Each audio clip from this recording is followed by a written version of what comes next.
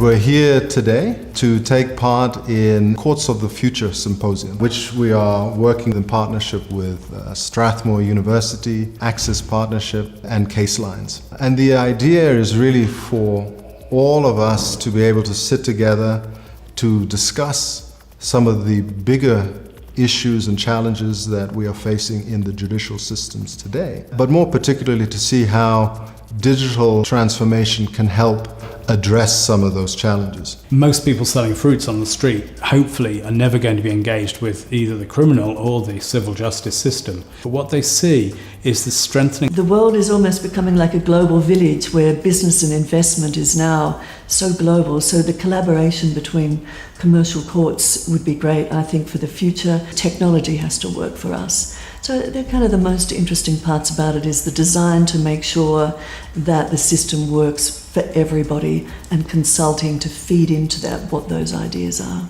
Delivery of justice. The delays are caused by the same challenges that we have all over the judiciaries everywhere across the world. Whereas the courts have basically remained as they have always been since the colonial times, the environment around them has changed. The population has increased, the number of cases being filed has increased, the judges have not necessarily increased at the rate at which they should be, and therefore it is not possible to do business the way it has always been done.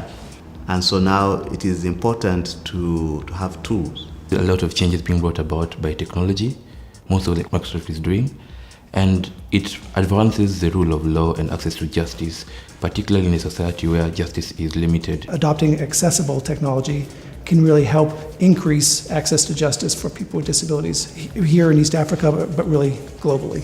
Digitization is a means to the upholding of the rule of law and the dispensing of justice.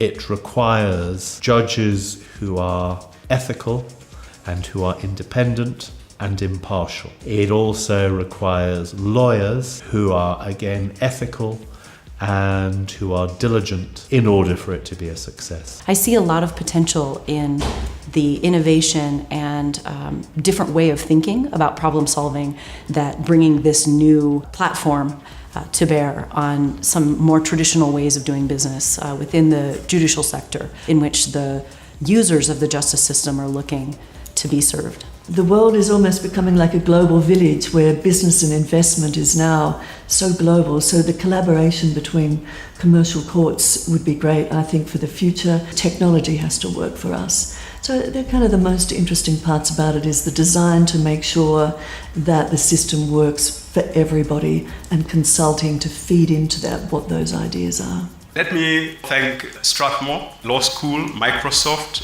Caselines, and Access Partnership for putting this initiative together, because I think it gives us an opportunity to see what the leading countries are doing and what we can learn from these countries to help us. If we can ensure that judges are trained, the doubts that we have are removed, I can assure you the innovations about the future will probably find the best disciples in the judiciary than other industries, because we are quick to learn. We are seeing courts of the future.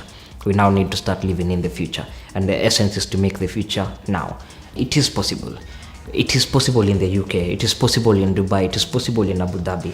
Why shouldn't it be possible in Kenya to have a digital court system?